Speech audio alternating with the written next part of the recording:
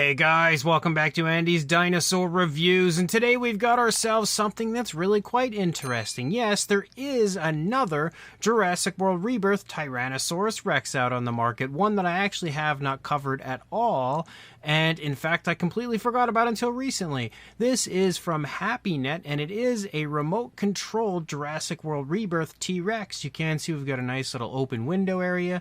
The logo itself is actually not even in English, so obviously this figure isn't something that is usually readily available here in the United States. I ordered this from Amazon and paid way too much for it, honestly. It was like $75, and I totally forgot I even pre-ordered it, and then it just went through, and I was like, oh man, well there goes that money, because not much I could do about it now. Although, you know, I probably would have bought it either way, because I like to have all of the Rebirth stuff if I can. You can see we've got the same pretty much usual image there of the T-Rex over here on the side, and then we've got a shot of the figure itself over here as well. When we turn it around to the back, kind of a preview again of the figure and the fact that it's got pretty wonky proportions and everything, and probably isn't going to be all that great as a whole. And then again, just some more images and stuff over here with pretty much your standard stuff up there on the top. So I'm going to go ahead and open this box up and we'll check out this very interesting T-Rex. So there is the Tyrannosaurus Rex now out of its packaging and standing here before us and looking pretty interesting. I will say it kind of has the look of the Rebirth T-Rex, but it's not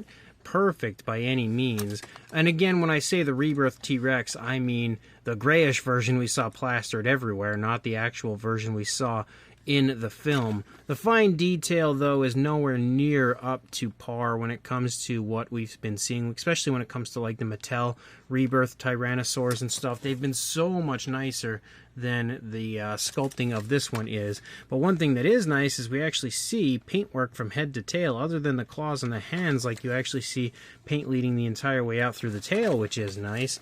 But if you start in the head sculpt of the T-Rex, we do have that same similar style coloration, again with that kind of like brownish tone just splattering through the face. You've got like a black for the primary body color as you move through the head area. We do have a pretty decently painted eye with a light yellow, and then you've got a black kind of slit-like pupil, which is not at all usually how the T-Rex pupils look in Jurassic Park and Jurassic World. But you can see, again, a little extra application, a little extra as far as the details go in the eye. You also have some wrinkling and creasing there under the eye. The skin texture, again, looks okay, but is definitely a little bit muted overall.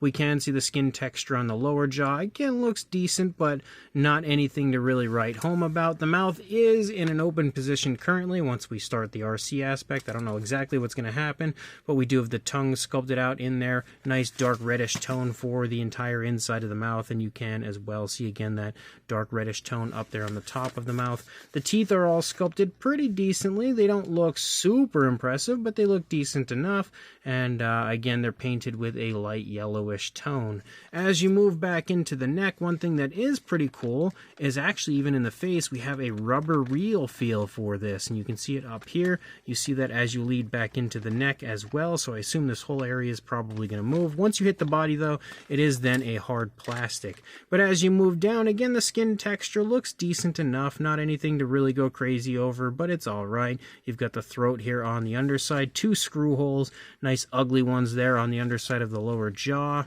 And we also, again, have like the grayish tone to the body, but you also have that striping moving down along the back. I think the striping does look really good on this, really smooth and natural overall. As you move into the body, once you change from the neck to the body itself, very obvious seam there where that is connected. But leading down into the arms, you've got some nice musculature displayed, and I like that they have like a lighter gray and then kind of like some bluish grays here moving through the arm. So a little variation of color through the arm. We also can see some scoots moving down the fingers, and we do have the claws sculpted out, but they're super tiny for some reason and unpainted. The arms do articulate. I don't know if they're going to articulate with the actual RC aspect, but they do seem to have some free articulation right here. They go that far forward and that far back.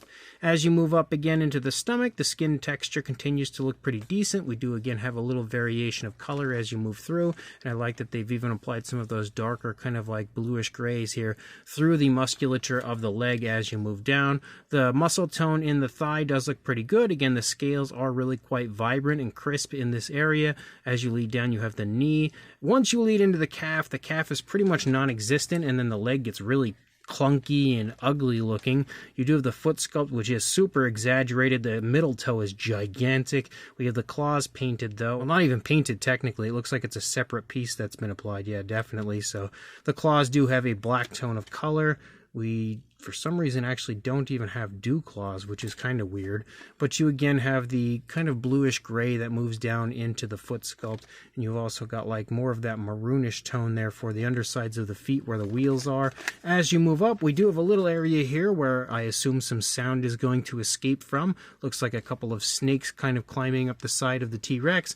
But as you move out, you do have a nice short tail. It's not really proportionate by any means to the T-Rex, but it does at least have some okay paintwork, nice striping the entire way out. Again, very smooth transition and some okay detail with a little bit of a different style skin texture to the underside of the T-Rex. Once you turn it around, though, this is pretty much a crime in today's world when it comes to Jurassic World figures, because as we move back, clearly Hasbro has come again, because we have screw holes everywhere. So many, tons and tons and tons of them.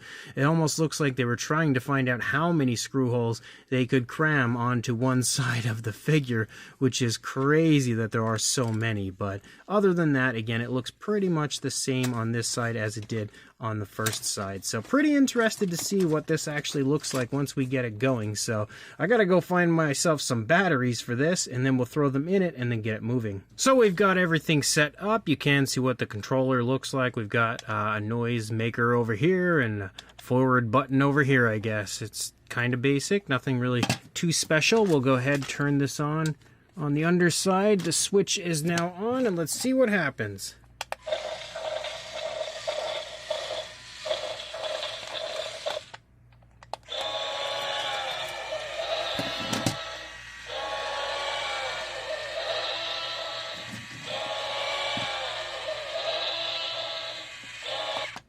So basically you push a button and it'll keep doing that until you push the button again to stop it.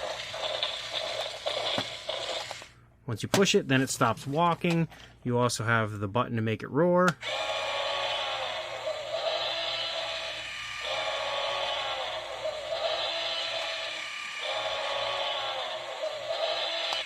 Doesn't stop till you push the button. You've also got this button, which I don't know what that does. Maybe that turns it.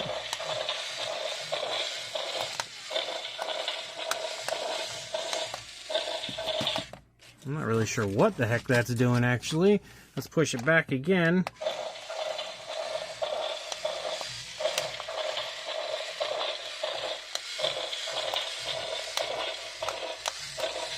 Honestly, I cannot figure out what the heck that button even does. It's got like a little squiggly thing going on there, but every time I press it, nothing really seems to happen. He just keeps walking. He's dedicated. He's definitely intent on getting wherever it is that he's trying to go. And then again, you also have the button to make him roar and move his head, but the mouth doesn't move that well. Overall, it's really not that great in the grand scheme of things when it comes to an RC figure. For a size, you are looking at lengthwise from the snout to the tail about 17.5 inches or around 44.5 centimeters. Then for a height, the top of the snout, about 7 1/8 or so, about 7 inches and 1/8, or around 18 centimeters. For a size comparison, there is Mr. Papo T-Rex, the Attack Pack Colovosaurus, Robert Muldoon, and the Collect Day Human Being next to our Happinet Jurassic World Rebirth Tyrannosaurus Rex. And you can see again that it's got a decent size to it, but it's not gigantic or anything like that.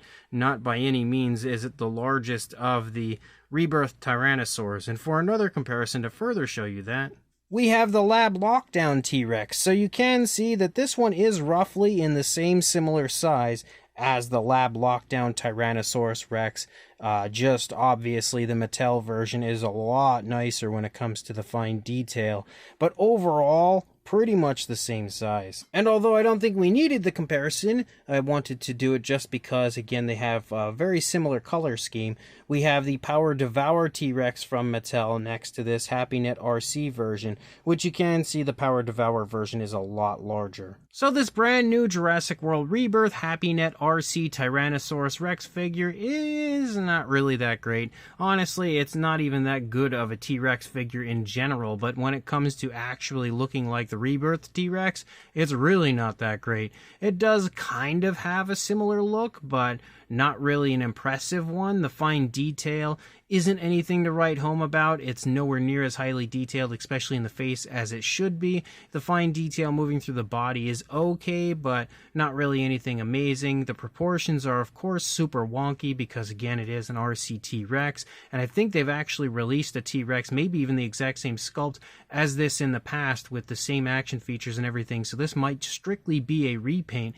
I thought the head sculpt looked maybe a little bit different, but I could be wrong. The paint application is okay on it. It doesn't look quite as smooth and natural as you see on some of the Mattel figures, but like some of the transitions are fairly smooth and stuff, so it does have that going for it. It's also got some noises, but the noises seem very low quality, and the movements and everything, although fairly natural-ish looking as far as like the movement of the head and neck and everything, it's not really that great either. So overall, I would definitely say it's not worth the price I paid for sure, but I'm okay with having it just because it's at least another, again, officially licensed Rebirth figure, but it's just not something that I highly recommend searching out. If you are interested, though, I will include a link in the description to where you can purchase it on Amazon.com, if it is in fact still available anyway. So check that link, grab it if you want it, and like, comment, and subscribe, and I will see you in the next review. Thanks for watching.